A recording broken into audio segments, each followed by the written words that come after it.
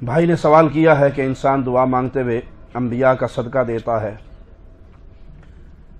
اولیاء کا واسطہ دیتا ہے، یہ واسطہ وسیلہ صدقہ یہ کیا ہے؟ جائز وسیلہ بھی ہے اور ناجائز وسیلہ بھی ہے، جائز صدقہ بھی ہے، ناجائز بھی ہے۔ جائز کیا ہے؟ وسیلہ جائز، سب سے پہلے اللہ کے پیارے پیارے نام ہیں، اللہ کو اللہ کے ناموں کے ذریعے پکاریے، یہ جائز وسیلہ ہے۔ اللہ تو الرحمن ہے، تجھے تیری رحمانی کا واسطہ ہم پہ رحم فرما دے، یہ جائز ہے۔ اللہ کے پیارے پیارے نام ہیں، اللہ کو اللہ کے ناموں کا واسطہ دے کے پکارو، جائز ہے۔ دوسرا جائز واسطہ اور وسیلہ، کسی زندہ بزرگ سے دعا کروا سکتے ہیں، کسی زندہ بزرگ سے، نیک آدمی سے۔ بزرگ کا لفظ سنتے ہی ہمارے ذہن میں ایک تصور آ جاتا ہے، ملنگوں کا، پیروں کا، قبروں پہ بیٹھے ہوئے، او لمبے لمبے بال، لمبی لمبی مونچھیں، بڑے بڑے منکے اور بڑی بڑی تسبیحیں اور ہاتھوں میں انگوٹھیاں، یہ اولیاء کی پہچان نہیں ہے۔ سب سے پہلی بات، ولی وہ ہوتا ہے جو موحد ہو، مشرک اللہ کا ولی نہیں ہو سکتا۔ ولی وہ ہوتا ہے جو پاک صاف رہتا ہے، ناپاک رہنے والا ولی وہ ہوتا ہے جو نمازی ہو، بے نماز کبھی بھی ولی۔ ہمارے یہاں تو پیر نماز پڑھتے ہیں، جی پیروں دی پڑھی پڑھائی ہے، تسی پڑھ لو۔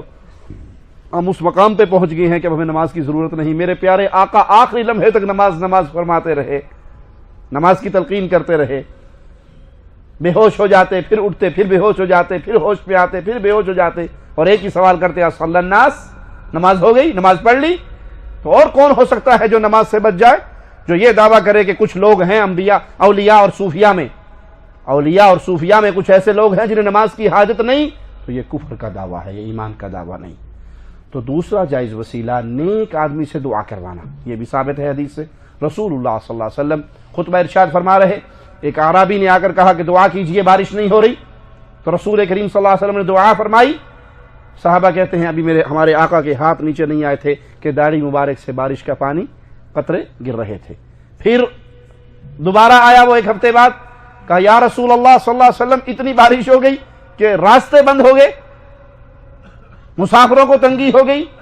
تو آپ علیہ السلام نے پھر ہاتھ اٹھا دی دعا کے لیے، اور اللہ نے ان بادلوں کو پھاڑ دیا اور بارش کو ہٹا دیا۔ صحیح بخاری میں سیدنا امیر عمر رضی اللہ عنہ کے دور کا ایک قصہ ہے، جس سے یہ مسئلہ بالکل صاف ہو جائے گا۔ قحط سالی ہوئی، بارش بند ہو گئی، تو امیر عمر سیدنا عباس کو لے کر آئے اور اللہ سے دعا کرتے ہوئے کہتے ہیں، اے اللہ، جب تک ہمارے نبی محمد صلی اللہ علیہ وسلم زندہ تھے ہمارے لیے وہ دعا کرتے تھے، تو بارش برسا دیتا تھا۔ اب نبی تو فوت ہو گئے، اللہ تیرے پاس آ گئے، ہم نبی کے چچا کو لائے ہیں، عباس، علم میں، عمر میں، تقوی میں، بزرگی میں، رتبے میں بڑے ہیں، یہ ہمارے لیے دعا کریں گے، ان کی دعا سن کے تو پانی برسا دینا۔ امیر عمر نے یہ نہیں کہا اے اللہ واسطہ نبی کریم صلی اللہ علیہ وسلم کا بارش برسا دے، زندہ بزرگ سے دعا کروائی، فوت شدہ کا واسطہ نہیں دیا۔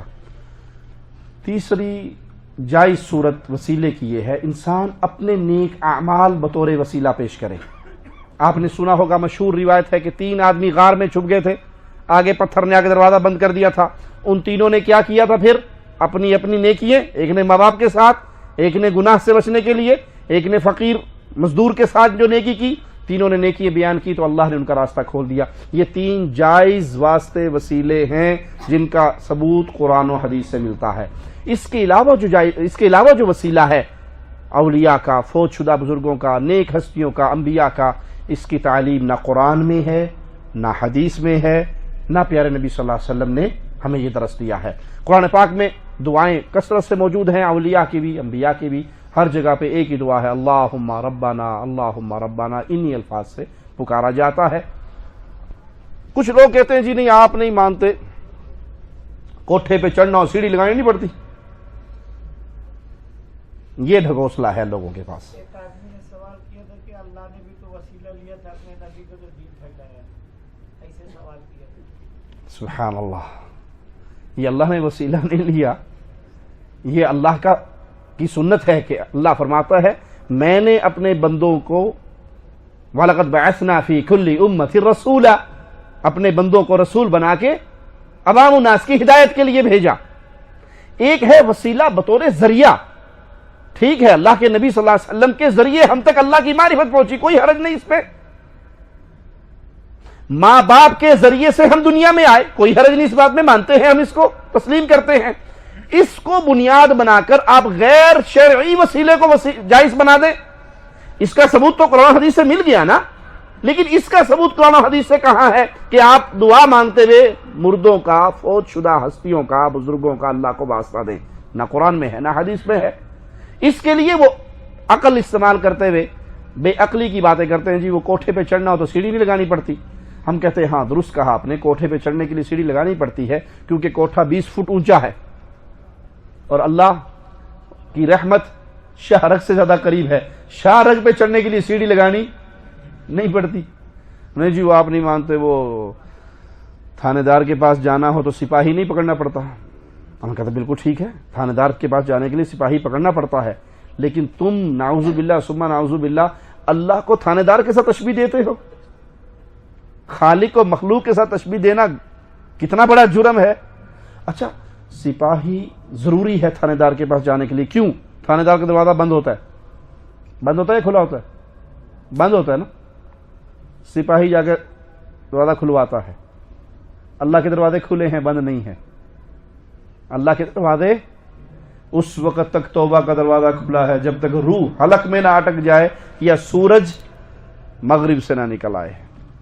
نہیں جی نہیں، آپ نہیں سمجھتے، وہ بادشاہ کے پاس جانے کے بعد وزیر پکڑنا پڑتا ہے۔ ہاں پکڑنا پڑتا ہے، کیوں؟ بادشاہ کے دل میں میری محبت نہیں ہے، وزیر جا کے بتائے گا اس بندے کا رشتہ کیا ہے ہمارا۔ اور اللہ 70 ماؤں سے بڑھ کے پیار کرنے والا ہے۔ اللہ نے تو رحمت کا ایک حصہ دنیا پہ اتارا ہے، 99 حصے تو اللہ کے پاس ہے۔ اچھا اگر اس مثال کو بھی سامنے رکھیں، میں آخری بات کہتا ہوں آپ کو، چھوڑ دیں ساری بات۔ نہیں جی نہیں، بادشاہ بغیر وسیلے کے نہیں سنتا، پولیس والا بغیر واسطے کے نہیں سنتا، واسطہ وسیلہ بہت ضروری ہے، اللہ بھی بغیر واسطے کے نہیں سنتا۔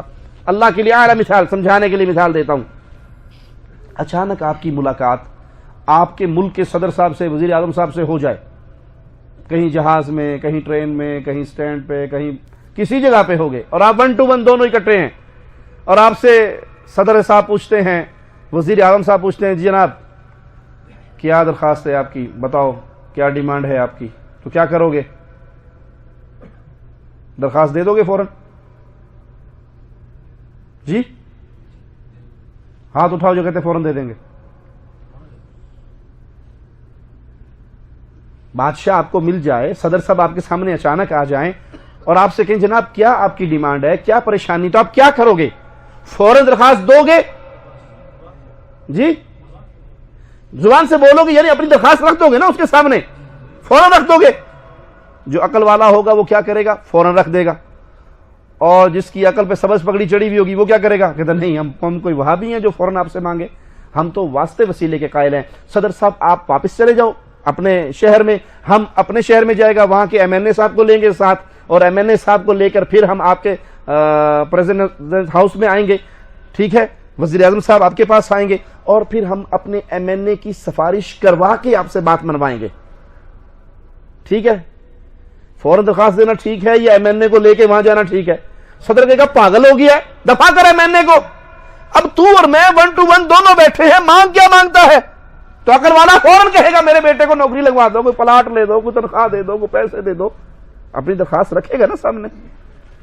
اللہ کے لیے اعلیٰ مثال، ہر رات رسول اللہ صلی اللہ علیہ وسلم فرماتے ہیں، ہر رات آخری پہر میں اللہ مالک آسمان دنیا پہ نزول فرماتا ہے، لیس کمثلہ شیء، جیسے اس کی شان کے لائق ہے ویسے اپنی شان کے مطابق آسمان دنیا پہ نزول فرماتا ہے۔ اور آواز کیا لگاتا ہے؟ کوئی مانگنے والا ہے، کوئی مانگنے والا ہے، کوئی بیمار ہے، کوئی مریض ہے، کوئی فقیر، جو مانگنا ہے مانگ لو۔ رب دینے کے لیے آسمان دنیا پہ تشریف لے آیا تو درخواست فوراً دینی چاہیے یا نہیں؟ اس وقت ہمارا حال کیا ہوتا ہے؟ جی تہجد کے ٹائم ہمارا حال کیا ہوتا ہے؟ ساری رات 12 بجے تک 2 بجے تک واٹس ایپ پہ گپے مارنے کے بعد پھر اس وقت سوئے ہوئے ہوتے ہیں، ہمیں مانگنے کی فرصت نہیں ہوتی، اور صبح اٹھ کر کیا الزام لگاتے ہیں اللہ پاک پہ؟ ہماری سنتا نہیں ہے، ان کی موڑتا نہیں ہے. تو یہ ڈھکوسلے ہیں جو مولویوں نے بنا لیے. اللہ پاک سنتا ہے، جانوروں کی بھی سنتا ہے، انسان کی بھی سنتا ہے، مسلمان کی بھی سنتا ہے، گناہگار کی بھی سنتا ہے. ضرورت ہے ہم اللہ کو سنائیں، اللہ سے مانگیں. تو 3 جائز وسیلے ہیں. اس کے علاوہ جتنا مردوں کا وسیلہ واسطہ دینا وہ ناجائز ہے، اس کا اسلام میں کوئی ثبوت نہیں ہے.